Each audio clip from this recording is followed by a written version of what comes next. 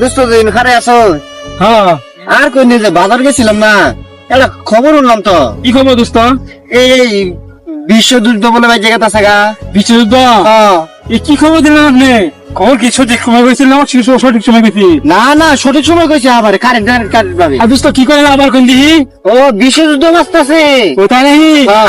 আমি বাড়ি যাই বাজার ব্যাগটা নিয়ে আইরা কিছু গুস্ত পোয়া কিনে নিয়ে আয় কম দামে খামু আর চাবামু আর দাঁত কিলেন করবো আর যুদ্ধ দেখবো যাই। তখন না লোকের কানে তো আইছে এই দশা, যুদ্ধ বাজছে, নামাজ রোজা পড়বি, দুয়ার সারাত করবি, যেন দেশের মধ্যে যুদ্ধ মধ্যে না বাজে। যুদ্ধ তো বাজবো, তুই কই থাকবি আমি কই থাকবো, বাজার করে আগে বাজার কয়দিন খাবাবি বাজার, দুয়া টসর না নামাজ টসর, যেন যুদ্ধ মধ্যে না বাজে। দোস্ত বাবাই কইছেন আমি যাই বাড়ি যাই, বুঝো করে নামাজ পড়া যাই। হ্যাঁ, না আসলে আমার দুস্থ যে কথাগুলো কইছে এটা সত্য কথা। কারণ হচ্ছে এইসব জিনিস নিয়ে কৌতূহল হাসাহাসি করা ঠিক না।